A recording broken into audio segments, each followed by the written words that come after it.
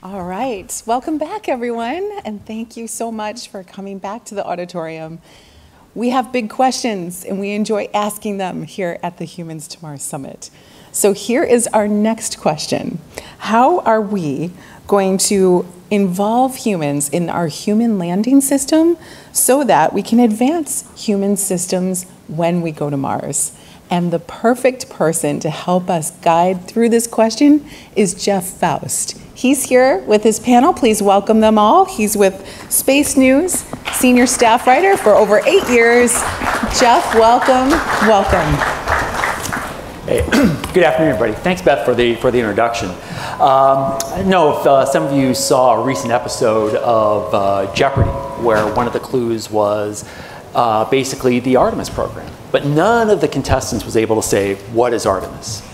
Fortunately, you're a pretty smart audience. You know what Artemis is, and you know one of the key elements of the Artemis program is the human landing system, which is to actually develop the landers that are going to transport astronauts to the surface of the moon and back up to orbit. That program's been underway for a few years. We've got some interesting developments going on with that I'm sure we'll talk about during the panel. But one of the key questions is, how does HLS, Human Landing System Program, advance the long-term goal of humans to Mars? What sort of technology lessons, what sort of programmatic lessons can be applied from HLS to support human missions to Mars? And so we have a panel of experts from NASA and industry who are going to provide their insights into the HLS program, their various roles and responsibilities. I'm going to sort of give very brief introductions for everyone here, then we're going to dive into some presentations and discussion. Starting to my immediate left is Tara Polsgrove. She is the lead systems engineer for the Human Landing System Program at the Marshall Space Flight Center. In that role, she works to ensure and enable robust technical coordination across the NASA and industry teams and efficient progress towards certification and flight of the next human missions to the moon. Previously, she supported the agency's strategic planning for human missions to Mars by leading conceptual design studies and technology trades for human Mars landers and ascent vehicles. She's been with NASA since 2000, has experience in vehicle design, systems engineering, and programmatic assessments for future human missions to the moon and Mars, as well as interplanetary trajectory optimization and mission analysis. She has a Bachelor of Science in Aerospace Engineering from Georgia Tech and a Master of Science in Engineering with a systems engineering focus from the University of Alabama, Huntsville. Next is Alicia Dwyer Cianciolo. She is the Senior Technical Lead for Advanced Entry, Descent, and Landing Vehicle Technology Development at the Langley Research Center.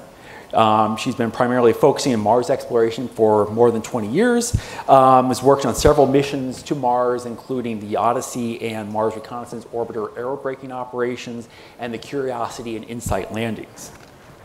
Using that experience, she's worked to identify technology investments to enable human exploration of both the moon and Mars. Currently, she is the systems engineering team lead deputy for the Artemis program's human landing system. Next up is Karina Drees. She is president of the Commercial Spaceflight Federation. She's been head of CSF since January of last year. She develops the strategic vision for the organization, which has more than 85 member companies, pursuing key national policy priorities to help spur innovation and advance the nation's space capabilities. Previously, she was CEO and general manager of Mojave Air and Spaceport in California, a general aviation airport, which is also a licensed spaceport by the FAA. She has a bachelor's degree from Arizona State University and an MBA from the MIT Sloan School of Management, and she also completed the International Space University summer session program. She is filling in for Nick Cummings of SpaceX, who had a conflict and was not able to be here today. And finally, Andy Crocker is the program manager for the Human Landing System at Dynetics. In this role, he leads a diverse team for the development of a transportation system for crew and cargo to the moon. He has undergraduate degrees in aerospace engineering and multidisciplinary studies from North Carolina State University, graduate degrees in mechanical engineering and management from the University of Florida and RPI, and several professional education certificates. And as of earlier this year, he was inducted as an AIAA Associate Fellow. So clearly, you've got a great panel of experts here from both NASA and industry.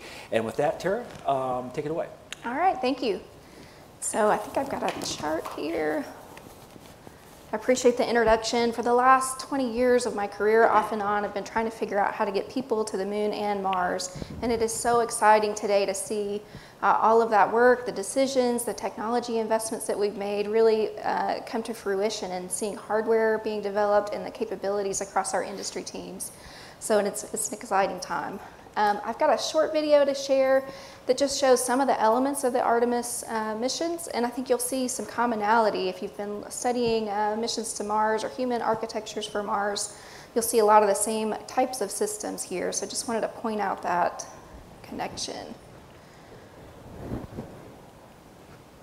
If I can advance, I'm clicking the button and it's not going.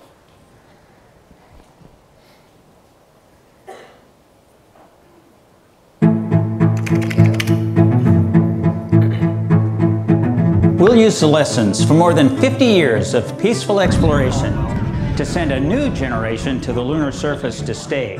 We will anchor our efforts on the lunar South Pole to establish the Artemis Base Camp, positioning us for long-term science and exploration of the lunar surface. We will prove what it takes to assemble a complex ship in deep space. We will perfect descending down to and returning from a distant surface. We will learn how humans can survive and thrive in a partial gravity environment. With improved spacesuit designs, mobile habitats, and with reconnaissance robots pre-positioning and relocating supplies. We will learn how to utilize the resources we find on these other worlds, starting with finding water ice and purifying it to drinkable water. And refining that into hydrogen for fuel and oxygen to breathe. We will establish fission power plants on the surface of the moon, capable of supporting a growing community of efforts. And we will expand the logistics supply chain to enable commercial and international partners to resupply and refuel deep space outposts. None of this is simple or easy, but nothing in our history ever has been. The Eagle has landed. You got a bunch of guys about to turn blue. We're breathing again. Thanks a lot. This kind of continuous lunar presence is a natural extension of all that we've learned in low Earth orbit. And what we will accomplish there will ensure the monumental missions to Mars are within reach. As we ready the launch of the first Artemis mission, and as commercial companies ready their lunar landers for the first private payload deliveries, we have already begun to take the next step.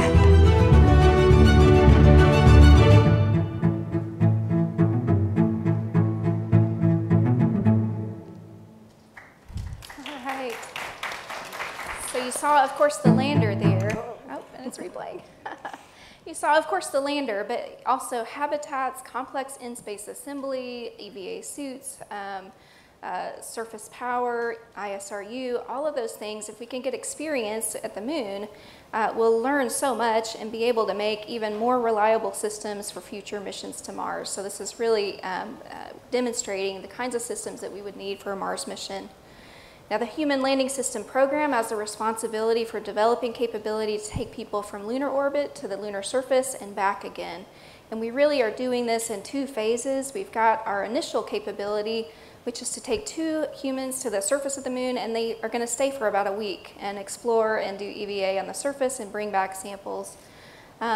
The next phase, the sustaining capability phase, is where we expand that capability to take up to 4 crew members to the surface and stay for as long as a month. So we're working with our industry partners to develop those capabilities, and what's unique about the HLS program is that these are commercial capabilities. NASA's not taking ownership of this lander hardware. We're working with industry on their designs to develop these capabilities. So for our initial capability, all right, we've chosen SpaceX and their Starship lander to take the next 2 people to the surface of the moon. And we've been working with SpaceX and several other industry partners really since 2019 on a contract called Appendix E. Then in 2020, we had a contract called Appendix H with several contractors, and ultimately SpaceX was selected to do full development and demonstration flights for this initial capability. And that phase of the contract really got going in November of this past year. So we've been hard at work with SpaceX and are making a whole lot of progress. In parallel, we've been working with several industry teams on the sustaining capability development. And I'm not pointing the clicker in the right direction because it takes a few clicks to get it going, excuse me. But we've got our Appendix N contract where we've got 5 commercial companies that are working with us on sustaining capability. Again, this is over and above the 2 crew for a week. This is 4 crew members for up to a month. So we're working design studies and risk reduction activities with these industry teams, and I'm sure you'll hear more about that later on the panel. So next. And last chart here, there's a lot of contracts, a lot of procurement activity in HLS, and it can get a little bit confusing. But essentially, there's 3 main categories of activity. So we have the initial design studies and risk reduction activities with large groups of industry teams, and then the full development and demonstration flights. And then eventually, when we have proven, tested systems, we'll move to recurring transportation services, similar to the commercial crew model where you just buy a flight to ISS. One day, we'll be able to just buy a flight to the lunar surface. So for the initial capability, we started with design studies and risk reduction, and then we've selected SpaceX for full development and demonstration. For sustained capability, we're currently in the design studies and risk reduction phase, and we're rapidly moving towards contracts for full development and demonstration of sustained capability. We're going to do that through 2 different pathways. We're going to work with SpaceX on a contract modification of their existing contract to add on an option B, which enables them to take their initial capability lander and evolve that to a sustained capability. And then we're also opening a new contract mechanism called Appendix P, Sustaining Lunar Development, and that'll be open competition with our other industry teams for that full development and demonstration contract for the sustaining capability. So that draft RFP has already been released. We've gotten a lot of great feedback from industry, and we're working to get the final RFP out very soon. So hopefully next year at this time, we'll have 2 industry teams working full development demonstration contracts for lunar lander development. But we're also going to keep open those design studies and risk reduction activities, and again, focus those towards the future. So we'll keep open the Appendix N contract and be focused on what Mars forward technologies or Mars forward risk reduction can we do to help us get ready for the next step. So that's it for me. All right. See if I can, oh, that's yours. Yeah, and there's ways to connect if you want to learn more. All right, well, I just want to thank the organizing committee for inviting me to be here, and I'm very happy to get to tell you a little bit more of the technical applications for how HLS will be able to inform our future Mars missions. So if you go to the next slide. I really like this chart because it kind of, it just captures the essence of what we were really talking about. If you go back one. Did I do it? There you go. It captures kind of the essence of what we're trying to do and what we're talking about in this session.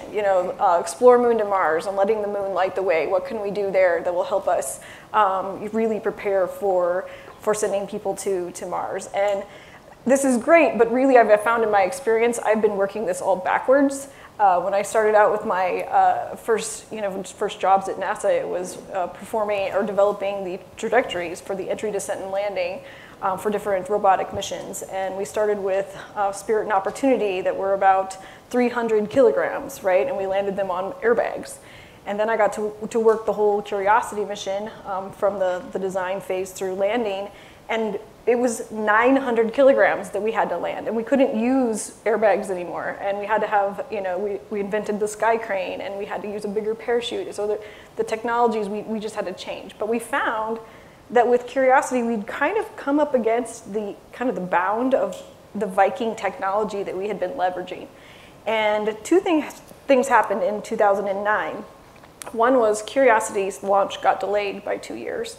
And the second one was that we released, I also got the opportunity to work on the Design Reference Architecture 5, for those that remember the DRAs for Mars.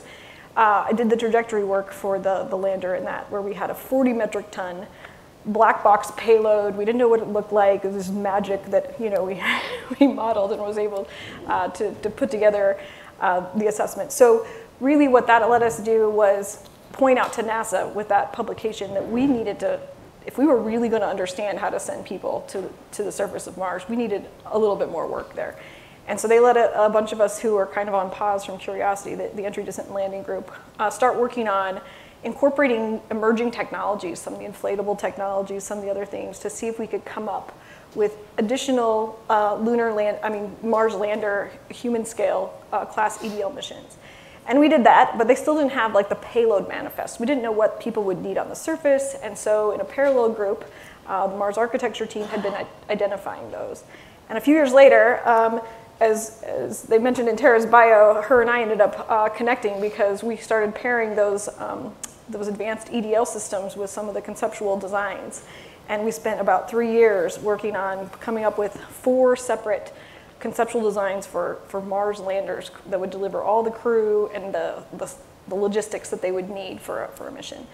And right about the time we got to a point in that study, NASA decided to go back to the moon.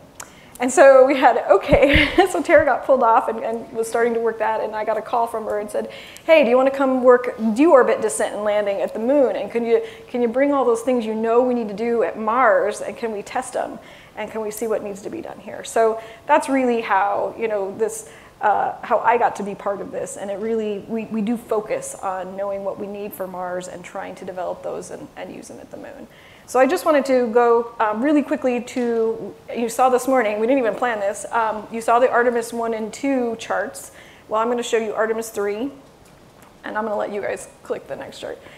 So it's a little bit different, but one of the key things that we're doing with Artemis 3 that is most similar to some of the Mars architectures is the very elliptical orbit that you see out there around the moon. That is about a 6.5 day orbit. And so then, at the right point in it, you depart from that lunar orbit and go to a low lunar orbit, and you sit there for some number of revolutions just to get your navigation state appropriate for being able to deliver it to within 100 meters of a specified landing site. And then after we spend those 6 days on the surface, then you go back up to the low lunar orbit there that you see on the right, and then wait for the Orion to get in the right spot to head back to it in that. And that's very similar to what we're looking at for Mars. You'd have a 1 to 5 day orbit, solar orbit at Mars, kind of the same kind of staging, letting you check things out, letting you wait on dust storms perhaps. So different purposes at Mars than we would have at the moon. But a lot of similarities here. And if you go to the next chart, I just want to really quickly point out some of those specific things that we can do in orbit. You'll see the deep space aggregation we can learn at the moon. Mars Transit Hab, obviously we can test those things out for long duration space operations. The orbit to the surface operations will be very similar, and then commercial resupply obviously would be one other one.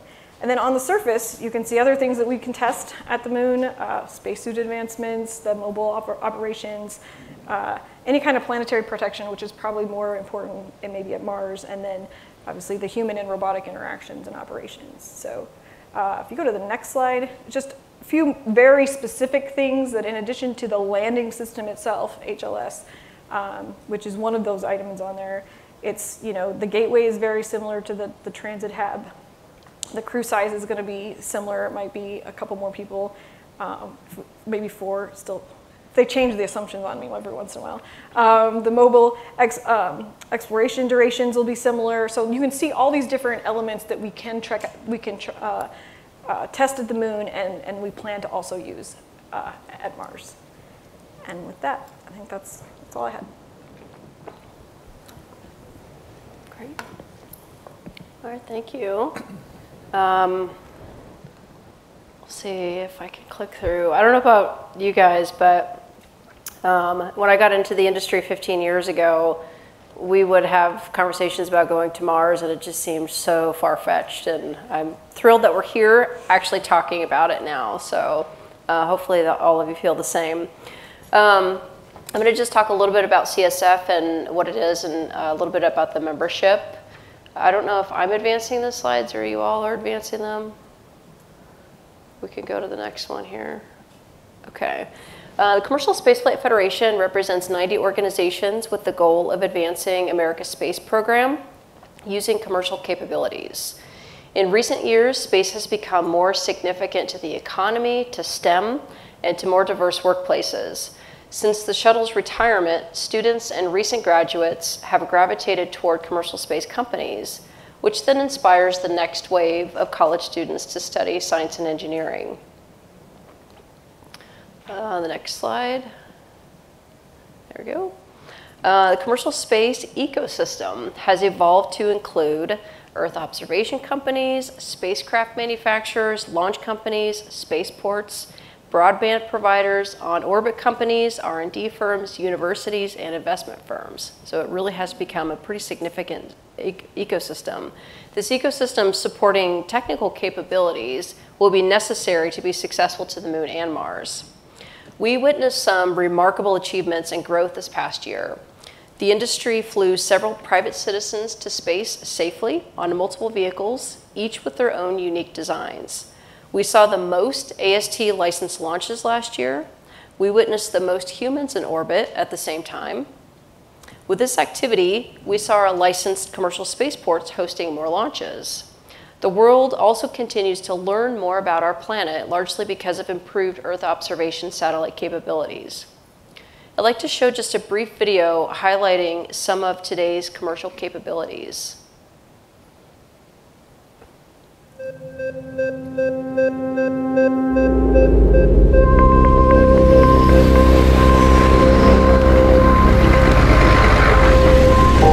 Medevac 7 over Alpha, contact down 11 East Point Matter. Go to departure,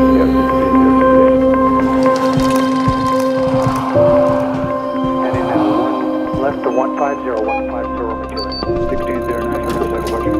Head left of 1190.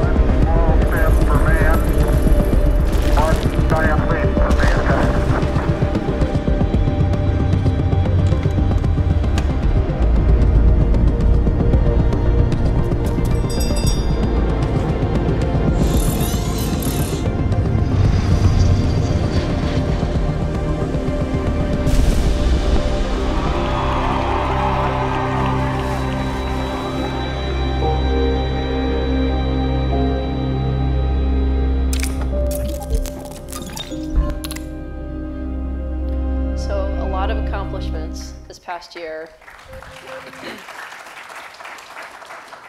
And we're just expecting that to continue expanding as these companies continue innovating and continue developing these technologies.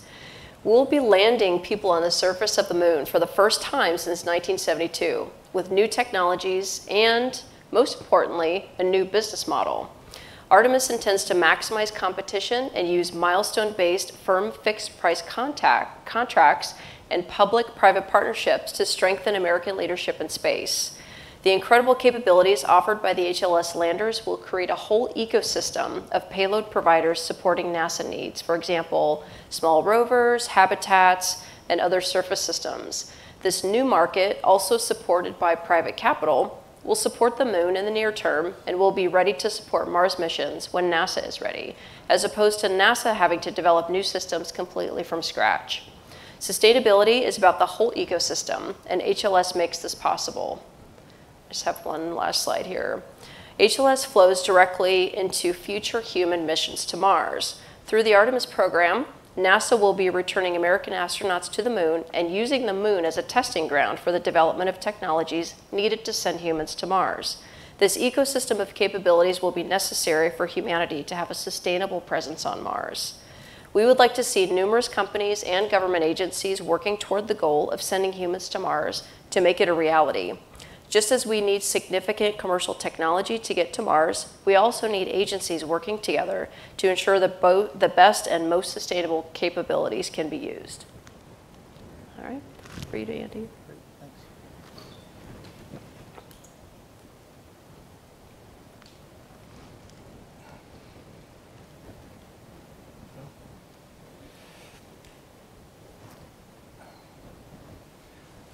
So I'm going to try to give an industry perspective on HLS and how it extends to Mars.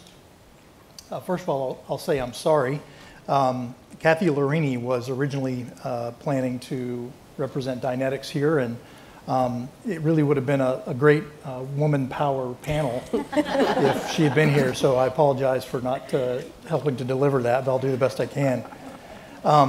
I'm especially glad to be going last, not because it's easy to follow these three by any means, but because they've laid a great foundation for what I want to talk about. So that's worked out really well. I guess I'm lucky there. Let's see if I was trying to turn it on, but it doesn't seem to want to go on. Yeah, I'll just put that down. So I want to start off with just a quick status of the Dynetics Human Landing System. As Tara said at the beginning, NASA selected SpaceX for the initial demonstration and also plans to award it the Option B contract under Appendix H. So it will be one of two providers for a sustainable lander. But as Tara also said, NASA has opened up Appendix N contracts, and 5 companies, including Dynetics, have prime contracts where we are developing, doing early development and risk reduction for sustainable landers. For those who have been exposed to the human landing system concepts before, you may see that the Dynetics human landing system architecture looks pretty similar in the sustainable version as what it did for the initial demo, and that's true. It is very, very similar. In fact, our architecture really hasn't changed. We certainly have with NASA's help, with the contracts we've had, we've been able to learn a lot. We've been able to grow and mature our design, and I feel like we're in a much better place. But overall, our architecture is the same. So we have commercial launch services taking our lander and/or tankers to Earth orbit, giving those a push towards the moon, and then they will rendezvous with the gateway in the high lunar orbit that Alicia talked about. We also have propellant tankers that will be launched separately. Those will be used to fill initially the lander, but also to refill it because it's a reusable lander. Next chart, please. So this chart kind of mirrors, at least on the left-hand side, what Tara showed initially. NASA has had Appendix E, Appendix H, and now Appendix N under the same next step, Omnibus BAA. And Dynetics has been fortunate enough to win prime contracts in all 3 of those. And so we've had 3 years to mature our HLS design. At the beginning, I think NASA and industry both were kind of feeling things out, trying to understand, where we want to go, how to go forward. We got interrupted a little bit by a mandate from the Trump administration to get there quicker. But overall, NASA and industry have maintained the path. Appendix H was focused on getting there quickly. These initial demos were initially intended to try to land humans by 2024.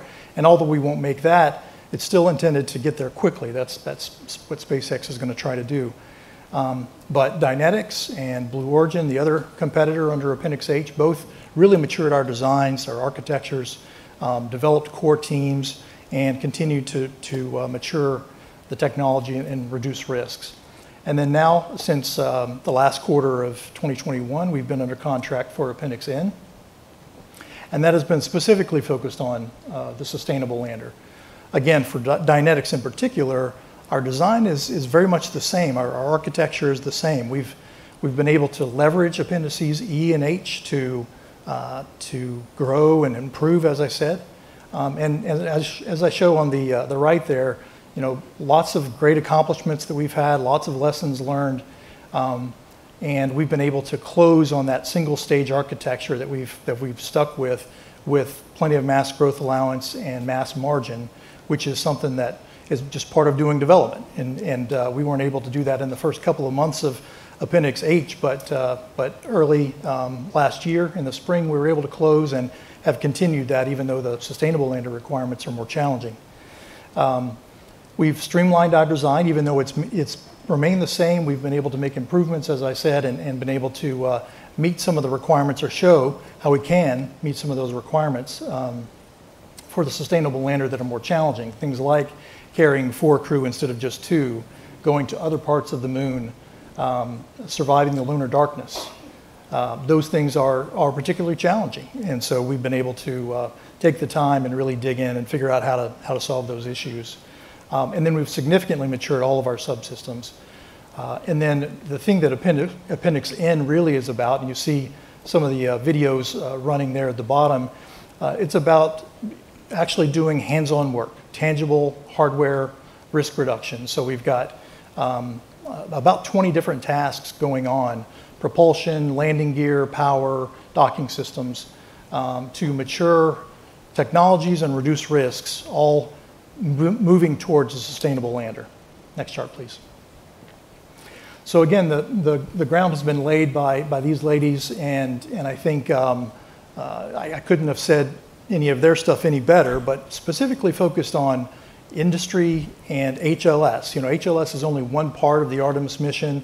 It's just the transportation system to safely carry crew back and forth and cargo. There'll be plenty of other elements, and many of those other elements will be used to demonstrate important technologies for Mars. But the human landing system itself does have great extensibility to Mars. And I just want to touch on a couple of specific things, specific technologies for us. They're not necessarily applicable to all the provider solutions, but certainly they are for us. First, LOX methane propellants. We're not the only company using LOX and methane propellants, but there aren't many who talk about LOX and methane for landing on the moon. A lot of people will advocate that for landing on the moon, you want to look forward and try to be Earth independent. And it was said in the very first video, I think, you know, we want to get LOX and hydrogen, oxygen and hydrogen from the moon eventually. And that's absolutely true, but it's going to take a long time. We're just beginning to take the very first steps, not just to convert the oxygen and hydrogen to propellants, which is going to be hard enough, but to actually find it and excavate it and process it. All those things have to be done. So it's likely to take decades for us to do that, at least 10 plus years. The oxygen, between oxygen and hydrogen, the oxygen is certainly simpler, we think. There are more opportunities to pull the oxygen from lunar resources, but hydrogen is going to be particularly difficult, and oxygen makes up a bigger proportion of the propellants you need. So being able to use oxygen, yes, absolutely. LOX and methane as a propellant combination, or we say LOX and LNG for liquid natural gas, is actually simpler to get to the moon with. It's simpler, it's cheaper, it's lower risk. The technologies exist today to make that happen, where liquid oxygen and hydrogen as a combination is quite a bit more difficult, especially to keep in space for a long time. And then we believe we'll actually be able to get to Mars, have humans on Mars, before we're able to get oxygen and hydrogen from the moon in the quality needed for rocket propellants. And when you really look at it, getting oxygen and methane from Mars, from the Martian atmosphere, is a well-known process. Using a Sabatier reactor, it's known, it's proven, and we know how to do that. So it's possible we'll be able to get rocket-grade propellants from Mars to use for doing missions before we're able to get LOX and hydrogen, both propellants from the moon. Second, in-space depots. We really believe that propellant depots are critical to the long-term success of deep space missions, human and robotic, but particularly human, given all the mass that goes with human missions. SpaceX is planning to demonstrate depots in LEO for their Starship. Certainly very supportive of that, and think that's a great building block for all of us to be able to start with. But we think a cislunar depot, propellant depot, is going to be critical for moon missions and Mars missions and for deep space missions. The orbit that we're going to be in near rectilinear halo orbit, is going to be a great place to have a depot for many reasons, but for all of those missions, it'll be a great place to have a depot. And we've really advocated for that. We've spoken publicly about it several times, and we've actually worked with United Launch Alliance, among others, with AAA and the Airspace Corp to plan to put together a panel workshop on that, on propellant depots in cislunar space at a meeting in August, I think. And then finally, in technologies, shirt sleeve transfer. It says shirt sleeve docking, and that's true, but we typically call it shirt sleeve transfer. And that's because shirt sleeve transfer is to have two elements closely together. They're able to dock on the surface, and crew can exit one element and get in another without having to go EVA, without having to do extravehicular activities. That is, they don't have to put on their suits, they don't have to check everything out, and they are able to stay in shirt sleeves, frankly. When NASA released its minimum Mars architecture a few months ago, it showed that it favors shirt sleeve transfer on Mars, on the surface of Mars. It's good for planetary protection, and that may have been the primary reason that NASA selected it, but it's also critical, not just on Mars, but on the Moon, we think, for these reasons. One is it's a massive improvement to crew health and safety. The more you can do movements on the surface between elements without having to go EVA, without having to put the suits on and do the other things that are required to get out of a spacecraft and into the atmosphere, the no atmosphere, I should say, on the Moon, and encounter dust, increases your safety risks and increases your crew health risks. If you have an incapacitated crew member, being able to transfer from one element to another is absolutely important. And if you've got to depart the surface, hopefully we'll have plenty of ways to shelter in place for those events that may happen on the Moon. But if for some reason you have to exit quickly, you want to be able to do that without having to don and doff your suits and go through all that process.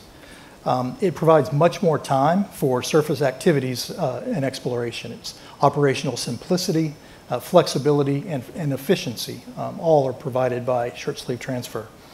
It's a significant reduction in dust incursion in the spacecraft for HLS, but then also that transfers to Gateway. If you have dust in your spacecraft that goes back to Gateway, you're likely to get dust in the Gateway. So it allows for a drastic reduction in dust incursion. It provides for greater life expectancy on the suits and other systems. The development cost, the dust mitigation needs that there are drastically reduced. It's got lower overall risk to have shirt sleeve transfer. And then we believe that as more commercial entities get involved in lunar activities beyond the NASA missions, doing other things, there are likely to be non-professional astronauts involved in these missions. And frankly, they're not going to have the training that NASA astronauts have to don and doff suits and all the other things that are necessary. Establishing a docking standard and having shirt sleeve transfer on the Moon will allow commercial entities to make their business case a lot quicker. So we think NASA should adopt shirt sleeve transfer early on in the HLS program, demonstrate that on the Moon, and make it the baseline going forward. And then finally, just real quickly on off-Earth sustainability. The others have touched on it, so I really don't have to talk about it much, but many have touted the criticality of demonstrating sustainability on the Moon before you go to Mars. And I think all of us in the room probably get that. There's risk reduction. You always have to do risk reduction in any development program, in any complex system development particularly. You want to go step by step, and doing things on the Moon is absolutely the right way to do it. It's better for safety. Being able to get back to Earth quickly from the Moon is obviously important. Cost is much cheaper to develop those technologies first and demonstrate them on the Moon than trying to take the first big step to Mars.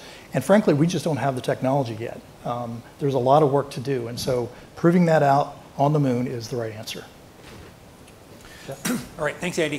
Thanks all of you for that great initial round of presentations. I've got a first round of questions that I'm going to ask. are going to open it up to audience questions in a little bit, so start thinking about the questions you want to ask and get ready to queue up the microphones when the time comes. Tara, I want to start with you. We've heard a lot during these presentations about sustainable landers. For the purposes of HLS, what are we talking about when we talk about sustainability? What makes a lander sustainable in this context? Well, we're really talking about expanding the capability beyond that initial mission. So we're talking about more crew members, 4 members instead of 2, and then longer durations, up to 30 days. So we want to be able to develop the Artemis Space Camp and then use the Artemis Space Camp to work and explore larger regions of the moon. We're also expanding access to the lunar surface. So we'll be encountering periods of shadow and darkness that we don't anticipate having in the initial mission. So basically making the lander systems more robust to more mission opportunities in the longer phase of exploration. All right. And sort of the path forward, you talked about having a final RFP out in the near future. What's sort of the path forward, the timeline to selecting a second company? So I think the final RFP should come out sometime this summer, and hopefully by early next year we'll have awards and announcements. Right.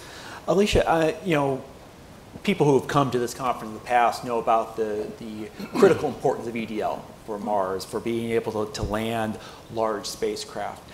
You know, what sort of lessons, EDL lessons, can HLS provide, given the moon's a different environment, there's no atmosphere, lower gravity, but are there technologies or approaches that you can leverage with HLS on the moon that can be applied to a Mars landing?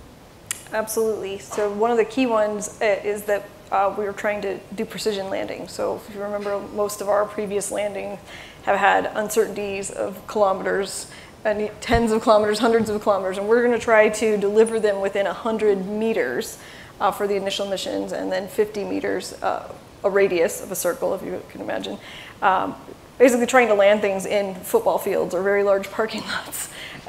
And so that was one of the key similarities between both the lunar and the Mars missions, but the way that that's achieved might be different. So for most of the Mars missions have been near the equator and in the light. We're going to the pole, and so there's going to of the moon, so there's going to be a lot of darkness. So we know that passive optical TRN that we used for Mars 2020, it won't work all the time at the South Pole. So now we're looking at ways to develop active versions of that work at higher altitudes that we can use earlier in the flight profile. So there's a lot of precision landing sensors and navigation that we can develop that'll be similar but a little bit different for both. Other things are certainly the propulsion systems and cryo storage for these propellants, and being able to maintain low levels of boil off for the very long periods of time. So that will definitely apply to both. So there's a lot of just subsystems that we know for EDL that we can use both at the moon and at Mars. All right. Karina, I mean, we've seen the great success of public-private partnerships in low Earth orbit with commercial cargo and commercial crew. You know, we're trying it out now with both HLS and CLIPS. I'm wondering, can this be extended to Mars? Because this is, a much greater technological challenge. It's also arguably, a greater market challenge than, say, low Earth orbit operations. What do you see as sort of the benefits and risks of extending that approach to Mars? That's a great question. Yeah, absolutely. We believe very strongly that public-private partnerships from fixed price type contracts are the way to go. For anything really in space. And the reason is, we find that a lot of the technical capability that's developed for the moon or Mars or even LEO, in a lot of cases is applicable here on Earth. And NASA has discovered that over and over again with technologies they've developed, and they have a commercial application here on Earth. And structuring the contract mechanisms that way allows companies to continue innovating, and they find other market opportunities for that same technology. So if those technologies are applicable to the moon or Mars, in many cases there's applicable technologies that they can use here on Earth.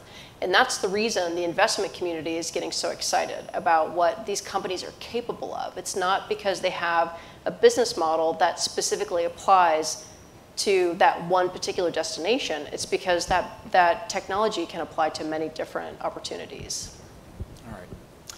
Andy, and this is sort of like the one question warning if you want to start lining up the microphones now. After this, we'll start to open up the audience Q&A.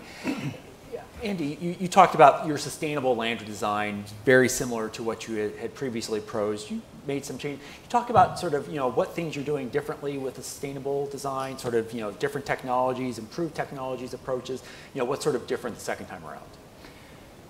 So I think I'll answer that in two parts. One is just the additional development time that we've had. When we started the Appendix H activity in May of 2020, and we had to propose for the Appendix H Option A, turn in the proposal in December. So the amount of time to develop a solution that has all the bells and whistles and meets all the requirements just wasn't sufficient, frankly, particularly for ramping up, from early studies. And so since that time, since December of 2020, we've really had sufficient time. We've had the same core technical team and had the time to continue the development. So when we proposed to NASA back in December 2020, we said, here's our development path. You'll find it familiar. It looks just like complex system development paths that NASA's done for decades. And here's how we're going to get there in terms of mass, in terms of making the technology work. And that's what we've done. We've followed that path and largely have been able to get there with what we hoped. The second piece, though, is that, like I said, and I think Tara indicated this too, sustainable lander is harder than the initial demo. It should be. And all the different things that we want to eventually do with the lander, there are challenges. So we are looking at ways to, as I said, survive the lunar night, which wasn't initially required. And frankly, why would you try to do that initially if you don't have to when mass is so important? Being able to carry 4 crew instead of 2, again, it just added mass. So the mass is a huge driver, and finding ways to cut mass here and innovate there to make all of it fit in the same single stage lander has been a challenge. And it's a challenge every single day. But we know from Apollo that mass is a challenge until you launch, and even after that. So it shouldn't be a surprise to us, but it's a challenge that we've looked forward to, and we're happy to have been able to build up to this point to take it on. All right. So questions, audience questions. Here's your chance to quiz the experts on HLS. Here we go. Hey Jeff, thank you. This is Dallas Beanhoff from Cislunar Space Development Company. It was said that the Gateway is in a 6.5-day orbit. Are all of the landers required then to have multiple stays of 6.5 days, or are there contingencies allowed to leave at any time? Well, the initial mission and our kind of week-long stay is really tied to that kind of an orbit. So we are thinking about that NRHO, near rectilinear halo orbit, and kind of having cycles of that be representative of our stay time. So you're exactly right. The initial missions will have 6-day stay. Of course, providers can develop the capability to leave early if there were need, and then orbit if they chose to. And then for the longer missions, the sustainable capability, then you would have several of those orbit revolutions during your 30-day stay on the lunar surface. But you're still limited to staying at least 6.5 days or multiples thereof without significant penalty on the lander, right? Yes, there's no requirement to leave early, so you can shelter in place on the surface if you need to, or we'll work through different abort scenarios that would maybe cause us to leave a little earlier. Okay, thank you. Mm-hmm. All right, other questions? Yeah, I think it's for a NASA guest, although it may also be for anyone else that wants to join in. I recall in the Apollo program, there was a lot of attention paid to the sun. And there was a plan that in the case of a massive solar flare, that they actually could come back, they thought, perhaps within a 3-day window. Between the architecture with the Gateway or coming back from the lunar surface only once every 6.5 days, what's the plan for sheltering astronauts in the event of being on a landing mission or even at Gateway in order to be able to protect them from a solar flare? I'll take that one. So So I think the vehicles themselves, the HLS, so you're right. That's a difference that we have with HLS. We can't get back in 3 days, even if it's not one of the abort or contingency scenarios. So they would have to, I'm not an expert on our requirements for radiation shielding, but the vehicles have to meet a certain level for human safety, and so that they would have to shelter in place on the surface. Would probably be the option, as opposed to sheltering in a low lunar orbit or something. They'd have to weigh the pros and cons of those options if they can't make it back. Yeah, and that's certainly the true statement for early on. Certainly, as you move on and you have the ability to move regolith around, Earth moving, we'll call it lunar moving machines, then you'd want to build up a regolith berm, and that would potentially give you more options in different places. But yeah, the industry has to be able to meet those requirements initially. All right. Another question. Hello, this is Michael Phillips from the Johns Hopkins University Applied Physics Lab. I had a question for you about the different sort of strategies that we have here in the U.S. Versus countries like China have for their developing their space infrastructure. And I'm wondering if you could just comment on the differences and what you see as advantages versus disadvantages in our sort of competitively awarded, maybe capitalist way of doing it versus the Chinese way of doing it. And I'm thinking as an analogy like construction infrastructure efforts between the United States and China, and there's glaring differences. So I don't know, just if you could comment on that, that'd be awesome. Was that for me? Yeah. Yes. Yeah. So. You might want to weigh in here too from a technical perspective. I mean, it is very different. The environments are very different, not only from a policy perspective, but definitely from a regulatory perspective. And I think the U.S. really has an opportunity to lead, and that's really the most important thing, is making sure that we're getting these policies right, we're getting the regulatory environment right. Because if we can get out there as a country and we can lead that effort, it becomes more norm setting for the rest of the world. And I think that's the most critical piece, is making sure that we're getting out there. It is becoming a lot more competitive. There's no doubt about it. China's on the moon, China's on Mars, and it's kind of they will continue to advance in their technical capability. I think space is one of those rare environments that is my personal opinion. Space is one of those rare environments where it's a lot easier to collaborate because we all share that space. We're not, we don't have territories. We don't have specific boundaries that are marking our territories. And so it's in everyone's best interest to play by a certain set of rules when it comes to being in the space environment. But from a technical perspective, Alicia might have a little bit more. Yeah, what I would comment, I think what you're alluding to, is the innovation part of it. With competition, it allows the companies to find a solution, where I think the Chinese way, where they're like, it's much simpler. We'll just tell you what we want and you go build it, right? So it's that, it's 6 1/2 dozen other, but it depends on what you're really trying to get to. And letting that innovation, I think, in more than just this sector, you see how having competition does really bring out those unknown qualities that you get. The other piece that I think is critical, ISS has proven the importance, the political importance of collaboration in space between countries. And I think it's critical that the U.S. lead on the moon for collaboration politically, establishing similar sorts of partnerships. And Artemis Accords is laying the groundwork for that, but hopefully there'll be more tangible things in the near future. But having the political partnerships, number one, I think it allows those countries to not need to partner with the other nations.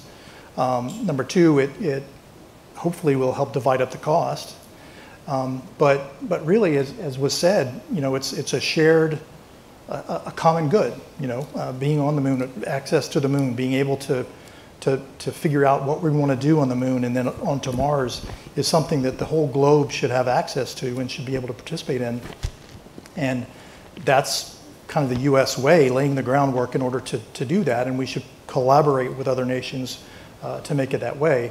I think that's our set of values, and we want to share those values, and we'd like as much of the globe as possible to also share those values for what we think will be the best overall solution for all of us. All right. If we've got time for maybe one very quick question, very quick answer. Real quick. Hi, I'm Bruce Powers. I've been a space advocate for years. So what specific lunar gateway technologies and operational capabilities do you feel are going to be applicable to Mars? The very specific ones. So operating in the orbit around the moon. So we have that out, you're beyond low Earth orbit, and you're having to deal with the fact that you can't just get back to Earth very quickly. So there's a whole lot of assembly, docking, operating in that environment, and then going back and forth to the surface is, I think, a huge thing that we will learn both that will apply to Mars. Other things are just the aspects of the landing system, specifically cryo fluid management and storage for very long periods of time. We can't. That's one of the things we're really struggling with right now. Precision navigation, and do we need to have a GPS around the moon to be able to land 50 meters? We're studying that. We'll see, right? So it's those kind of infrastructure things that we're trying to determine if we do need to make those investments or encourage those types of things. So those are two big ones that I interact with a lot, but I don't know if others have other thoughts. There's more. I could give you a whole litany, but in the interest of time. Yeah, maybe next year we can do a panel on the gateway's relevance to Mars. But I want to thank all of you for joining us on this panel. Hopefully you now know not only what Artemis is, but what HLS is and what HLS means for Mars. So thank you very much for taking the time for this panel.